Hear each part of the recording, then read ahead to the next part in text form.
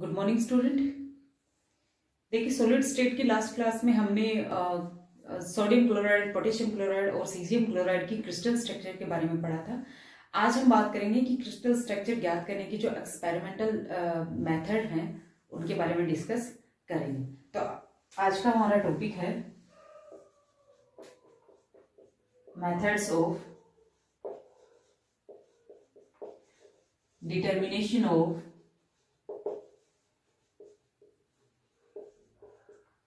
Crystal structure.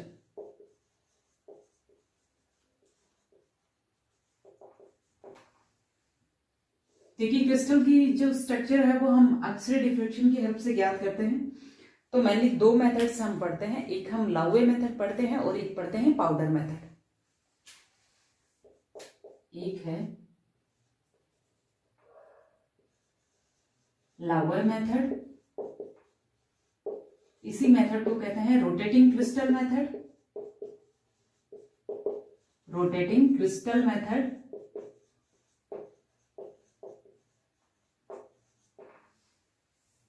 और एक पढ़ते हैं पाउडर मेथड। पाउडर मेथड को डिवाई सेरन नामक साइंटिस्ट ने दिया था, इसलिए इस मेथड को डिवाई सेरन मेथड भी कहते हैं।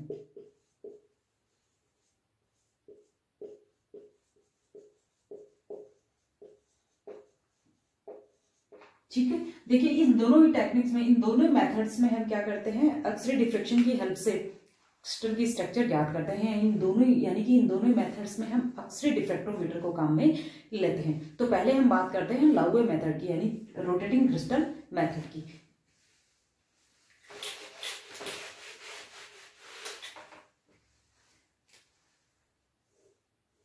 लाउवे मेथड या रोटेटिंग क्रिस्टल मेथड में क्या होता है? देखिए, लाउवे मेथड या रोटेटिंग क्रिस्टल मेथड में क्या होता है कि एक्स-रेज को एक सिंगल रोटेटिंग क्रिस्टल पे आपतित करते हैं।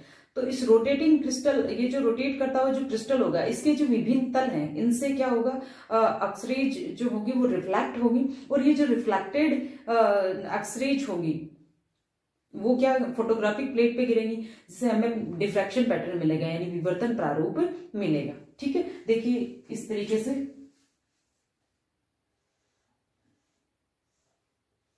ये एक्स-रे ट्यूब है,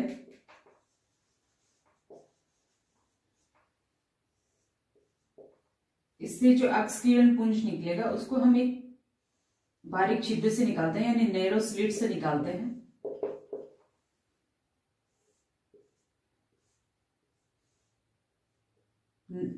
एक्स-रे ट्यूब से जो एक्स-रेज आती है, उन एक्स-रेज को नैरो स्लिट से गुजारकर हम क्रिस्टल पे आपतित करते हैं। और ये क्रिस्टल क्या है, रोटेट हो रहा है, यानी कि ये टर्न टेबल पे है और ये रोटेट हो रहा है। जब इस क्रिस्टल पे आपतित करेंगे तो इसके विभिन्न तलों से एक्स-रेज क्या होंगी, रिफ्लेक्ट होगी, और ये रिफ्लेक्टेड एक्स-रेज जो होंगी वो रिकॉर्डर में या फिर कहूं फोटोग्राफिक प्लेट पर गिरती हैं।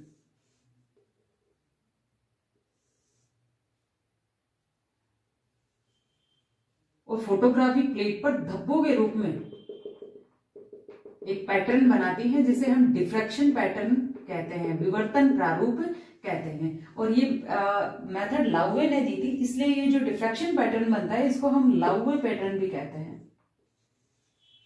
लाउवे पैटर्न, लाउवे प्रारूप।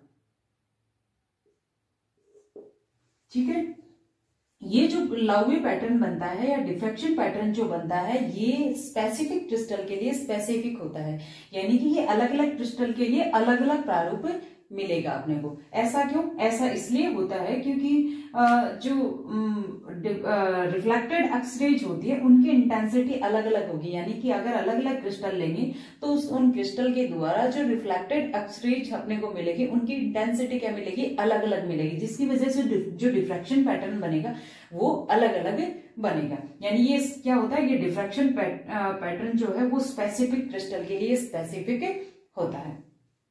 ठीक है, तो लाउवे मेथड में हम किस तरह से क्रिस्टल की स्ट्रक्चर ज्ञात करते हैं? लाउवे मेथड में हम ये देखते हैं कि जब भी एक्स-रेज क्रिस्टल के विभिन्न तलों पर आपतित होती है, तो वो अब क्रिस्टल रोटेट हो रहा है, तो विभिन्न तलों पर अलग अलग एंगल से एक्स-रेज जो होगी वो आपतित होंगी, और क्या होगी, रिफ्लेक्ट होगी। तो हमें ये देखना होता है कि क्रिस्टल के जो विभिन्न प्लेन्स हैं, जो क्रिस्टल के विभिन्न तल हैं, उन तलों पर जैसे एक्सरेज अलग अलग एंगल से, यानी इस तल की बात करो एक पर्टिकुलर, तो ये अलग अलग एंगल से जब क्रिस्टल रोटेट कर रहा है तो अलग अलग एंगल से क्या होंगी, इस पे आपतित होगी और रिफ्लेक्ट होंगी। और हम ये देखते हैं कि जो पर्टिकुलर प्लेन है उस पर वो एंगल, वो मिनिमम से मिनिमम इंसिडेंट एक्सरेज का मिनिमम से मिनिमम आपतित कोण जिसके सापेक्ष अपने को मैक्सिमम रिफ्लेक्शन मिल जाए, यानी कि जिस कोण के थ्रू अगर एक्सरेज उस एंगल से, कोई पर्टिकुलर मिनिमम एंगल जिसके सापेक्ष अगर एक्सरेज उस क्रिस्टल प्लेन पर आपतित होंगी तो जो रिफ्लेक्शन मिलेगा वो मैक्सिमम मिलेगा, यानी रिफ्लेक्टेड एक्सरेज की इंटेंसिटी अपने को मैक्सिमम मिलेगी। तो वो मिनिमम से मिनिमम कोण हम देख लेते हैं। तो इसे तो हम कहते हैं first order reflection, first order diffraction, प्रथम कोटि विवर्तन। और अगर हम मिनिमम से जस्ट हायर वाला इंसिडेंस एंगल देखें जिसके सापेक्ष अपने को एक्सरेज का मैक्सिमम रिफ्लेक्शन मिलता हो, तो उसे हम क्या कहेंगे, second order reflection, second order diffraction. यानी n इक्वल टू क्या लिखेंगे, 2, और फर्स्ट ऑर्डर के लिए n इक्वल टू 1। तो हम ये देखते हैं कि जो रिफ्लेक्शन अपने को, यानी कि किस एंगल से एक्सरेज जो है वो क्रिस्टल प्लेन पर आपतित हो, कि जो परावर्तन हो, जो परावर्तित एक्स किरण है उनकी इंटेंसिटी अपने को ज्यादा से ज्यादा मिले। तो इस तरह से हम प्रत्येक प्लेन के सापेक्ष जो है थीटा का मान ज्ञात कर लेते हैं, ठीक है। और अगर फर्स्ट ऑर्डर डिफ्रैक्शन हो रहा है पर प्लेन से, हम यानी कि हम प्रत्येक क्रिस्टल प्लेन के लिए वो मिनिमम से मिनिमम इंसिडेंट एंगल ले लेते हैं, यानी एक्सरेज का मिनिमम से मिनिमम इंसिडेंस एंगल ले लेते हैं जिसके सापेक्ष मैक्सिमम रिफ्लेक्शन हो रहा हो। तो फर्स्ट ऑर्डर डिफ्रैक्शन के सापेक्ष हम क्या देखेंगे, थीटा का मान देखेंगे अलग अलग प्लेन के लिए। जैसे देखिए, मैंने आपको जब NaCl की क्रिस्टल स्ट्रक्चर बताई थी तब मैंने आपको ये बताया था कि जो NaCl का जो 100 प्लेन है, 110 प्लेन है, या फिर ये कहूं जो 111 प्लेन है, इन प्लेन से जो फर्स्ट ऑर्डर डिफ्रैक्शन होता है वो 5.9 डिग्री एंगल और 8.4 डिग्री एंगल और 5.2 डिग्री एंगल होता है। यानी कि इन NaCl में इन प्लेन से जो फर्स्ट ऑर्डर डिफ्रैक्शन होता है वो 5.9 डिग्री कोण पर, 8.4 डिग्री और 5.2 डिग्री कोणों पर होता है। ये जो इंसिडेंस एंगल निकल के आता है, या फिर कहूं ग्लेसिंग एंगल का मान निकल के आता है, इसकी हेल्प से हम क्या ज्ञात करते हैं, ये क्या है, थीटा है ना, ठीक है। इनकी हेल्प से हम क्या करते हैं, जो क्रिस्टल की इंटरप्लैनरी डिस्टेंस है उसको हम ज्ञात करते हैं। जैसे कि मैंने आपको बताया था कि ये किसकी हेल्प से ज्ञात करेंगे, जब अपने को ये जो ग्लेसिंग एंगल या इंसिडेंस एंगल मिल जाता है, इसको ब्रैग इक्वेशन में रख के फिर हम इंटरप्लैनरी डिस्टेंस ज्ञात करते हैं। मैंने बताई थी कि ब्रैग इक्वेशन क्या है, 2d sine theta equal to क्या लिखते हैं हम, एन लेमडा। तो d इक्वल टू क्या लिखेंगे, एन लेमडा बटा 2 साइन थीटा। और अब फर्स्ट ऑर्डर डिफ्रैक्शन की बात कर रहे हैं, यानी कि मैं ये कह रही हूँ कि क्रिस्टल की जो प्रत्येक प्लेन है उस प्रत्येक क्रिस्टल का जो प्रत्येक तल है उस प्रत्येक तल से हम क्या ले रहे हैं, यानी वो एंगल, छोटे से छोटा एंगल ले रहे हैं जिसके सापेक्ष, यानी कि एक्सरेज का वो छोटे से छोटा इंसिडेंस एंगल ले रहे हैं जिसके सापेक्ष एक्सरेज का मैक्सिमम रिफ्लेक्शन अपने को मिल रहा हो। यानी कि फर्स्ट ऑर्डर डिफ्रैक्शन है उसकी बात कर रहे हैं, यानी फर्स्ट ऑर्डर डिफ्रैक्शन के सापेक्ष एंगल की बात कर रहे हैं। तो क्रिस्टल के प्रत्येक प्लेन के लिए एन क्या हो गया, 1 हो गया। लैम्डा वैसे ही कांस्टेंट है क्योंकि जो एक्सरेज है वो सारे एक पर्टिकुलर एक्सरेज डाल रहे हैं, ठीक है। तो ये वैसे कांस्टेंट हो गया 2, ये कांस्टेंट है। तो हम क्या लिख सकते हैं, d directly proportional to 1/sin theta, ठीक है। यानी अब क्या करेंगे हम, प्रत्येक ये जो क्रिस्टल के जो प्लेन है इनका जो उनके बीच का जो डिस्टेंस है उनका रेशियो याद करेंगे। तो कैसे लिखेंगे, d110 ratio d110 ratio d111 equal to 1/sin, इस प्लेन से कितना आ रहा है इंसिडेंस एंगल, 5.9 डिग्री,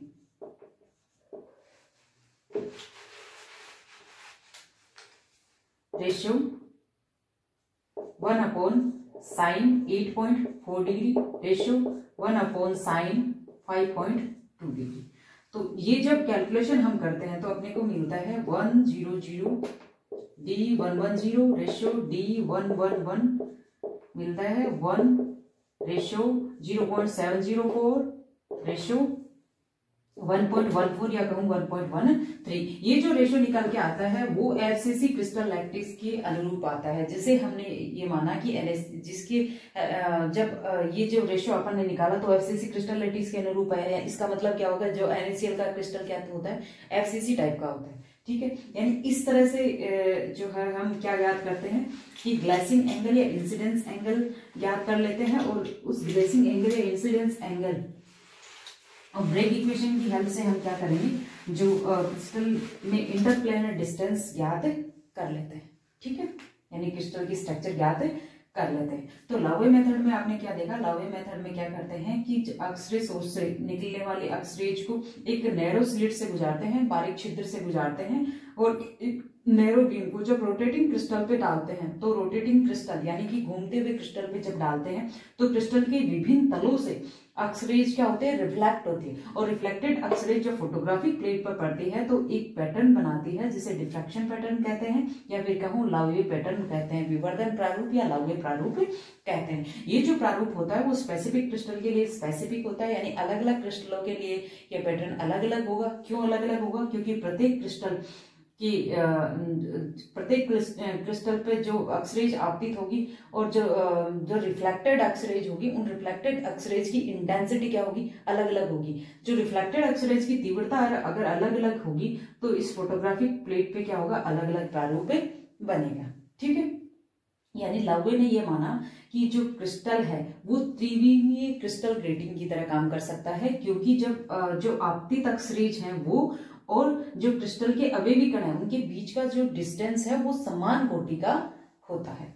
ठीक है, और इस टेक्निक में क्या करते हैं कि जो इंसिडेंट एक्सरेज होती है, इंसिडेंस एक्सरेज का वो छोटे से छोटा इंसिडेंस एंगल ज्ञात करते हैं प्रत्येक प्लेन के लिए, कि जिसके सापेक्ष अपने को मैक्सिमम रिफ्लेक्शन मिल जाए, तो वो उसे फर्स्ट ऑर्डर डिफ्रैक्शन कह देते हैं। और अगर छोटे से जस्ट बड़ा यानी नेक्स्ट हायर एंगल हम देखें जिसके सापेक्ष अपने को एक्सरेज का मैक्सिमम रिफ्लेक्शन मिल रहा है, तो वो हम क्या कहते हैं, सेकेंड ऑर्डर डिफ्रैक्शन कह देते हैं। इसी तरह से थर्ड ऑर्डर डिफ्रैक्शन कह देते हैं, यानी कि अगर डिफ्रैक्शन पैटर्न आप फर्स्ट ऑर्डर या सेकेंड ऑर्डर ले रहे हो, उस हिसाब से n का वैल्यू 1 रख देंगे, या फिर 2 या फिर 3 इस तरीके से रख देंगे। और फिर थीटा की हेल्प से क्या याद कर लेंगे, जो क्रिस्टल है उसके जो प्लेन्स हैं उनके बीच का अंतराल ज्ञात कर लेंगे। अब हम नेक्स्ट मेथड की बात करते हैं, पाउडर मेथड की या डिवाइस एरर मेथड।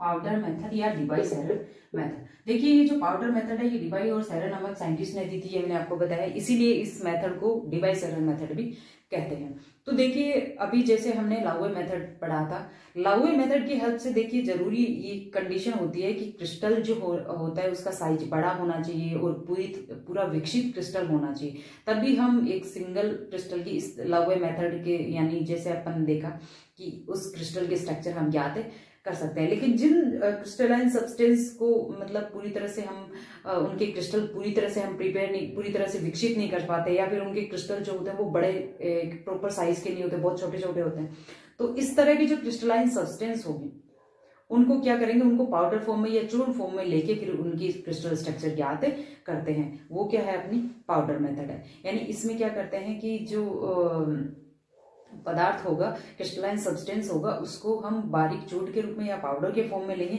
और इस पाउडर या फिर बारीक चूर्ण को एक पतली कांच की केस नलिका में भर लेंगे, केस जो कैपिलरी ट्यूब होगी उसमें भर लेंगे, और फिर क्या करेंगे, इस पर एक्सरेज आपतित करेंगे।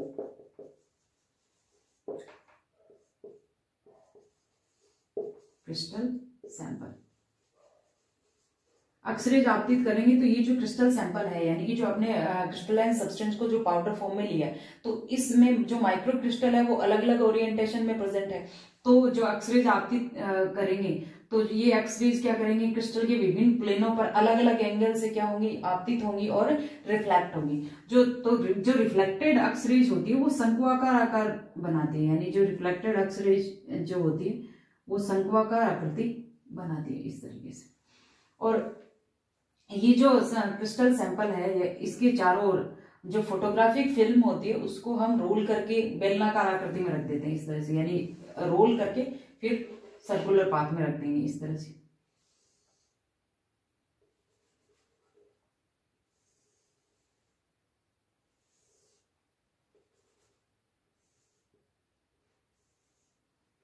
ये फोटोग्राफिक फिल्म है।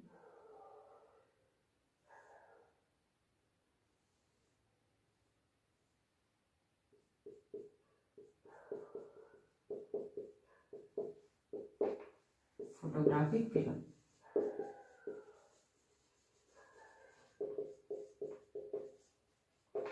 ठीक है। यानी कि पाउडर मेथड में क्या करते हैं, पाउडर मेथड में जो क्रिस्टलाइन सब्सटेंस होता है उसको पाउडर की फॉर्म में या चूर्ण के फॉर्म में ले लेते हैं और उस पाउडर या चूर्ण को हम एक पतले कांच की केस नलिका में या कैपिलरी ट्यूब में भर लेते हैं। इस कैपिलरी ट्यूब के चारों ओर जो फोटोग्राफिक फिल्म है उसको रोल करके बेलनाकार आकृति में रख देते हैं, यानी रोल करके क्या करते हैं, सर्कुलर फॉर्म में रख देते हैं। और फिर ये जो ट्यूब है इस पे क्या करते हैं, यानी ये जो क्रिस्टल सैंपल है इस पे एक्सरेज आपतित करते हैं। तो चूंकि जो क्रिस्टल सैंपल है उसमें जो माइक्रो क्रिस्टल वो अलग अलग ओरिएंटेशन में, बहुत सारे ओरिएंटेशन में प्रेजेंट रहेंगे। तो जो क्रिस्टल के जो प्लेन होंगे वो क्रिस्टल के अलग अलग प्लेन से अलग अलग एंगल से अपने को डिफ्रेक्शन मिलेगा। तो जो रिफ्लेक्टेड एक्सरेज होंगी वो रिफ्लेक्टेड यानी परावर्तित जो अक्ष किरण होंगी वो एक शंक्वाकार आकृति बनाएंगी और इस फोटोग्राफिक प्लेट पे गिरेंगी। जब इस फोटोग्राफिक फिल्म को हम सीधा करते हैं तो इस तरह का हमें पैटर्न मिलता है।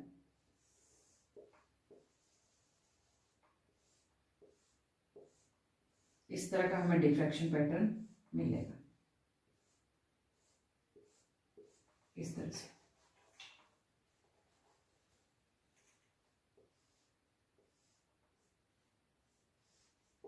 ठीक है, तो ये इस तरह का जो लाइंस की फॉर्म में अपने को जो डिफ्रैक्शन पैटर्न मिलता है उस डिफ्रैक्शन पैटर्न में हम केंद्रीय बिंदु से दोनों ओर समान दूरी माप लेते हैं इस तरीके से। मान लीजिए 2x है तो यहां से यहां तक की दूरी कितनी होगी, x। ये जो डिस्टेंस मापते हैं और मान लीजिए जो आपने फोटोग्राफिक फिल्म ली है उसकी रेडियस r है तो उसकी परिधि कितनी हो जाएगी, 2πr हो जाएगी। तो ये जो अपन ने डिस्टेंस हम मापते हैं इस डिस्टेंस की हेल्प से हम क्या ज्ञात करते हैं, थीटा का मान ज्ञात करते हैं। कैसे, देखिए x upon 2πr equal to लिखेंगे 2 थीटा ऑन 360। तो थीटा इक्वल टू आएगा 360 into x divided by 2 into 2πr यानी 4πr। इस फॉर्मूले की हेल्प से हम क्या करेंगे, थीटा का मान ज्ञात करेंगे, यानी पर क्रिस्टल का जो प्रत्येक प्लेन है उसके लिए थीटा निकालेंगे और फिर हम क्या करेंगे, जो ब्रेग इक्वेशन यानी 2d sine theta is equal to L lambda, इसकी हेल्प से हम क्या करेंगे, ये जो प्लेन है इनके बीच का डिस्टेंस का जो अनुपात हम ज्ञात करेंगे, यानी कि इन जो प्लेन का बीच का जो इंटरप्लेनर डिस्टेंस है वो ज्ञात करेंगे। ठीक है, यानी इस तरह से हम पाउडर मेथड काम में लेते हैं।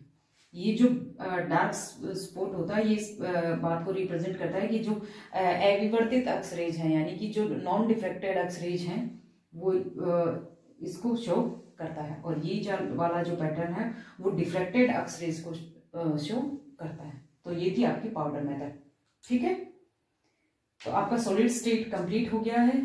आपके सिलेबस में बस इतने ही टॉपिक है, बाकी हम नेक्स्ट क्लास में पढ़ेंगे, यानी हम नेक्स्ट क्लास में नेक्स्ट यूनिट के बारे में पढ़ेंगे। ठीक है, थैंक यू।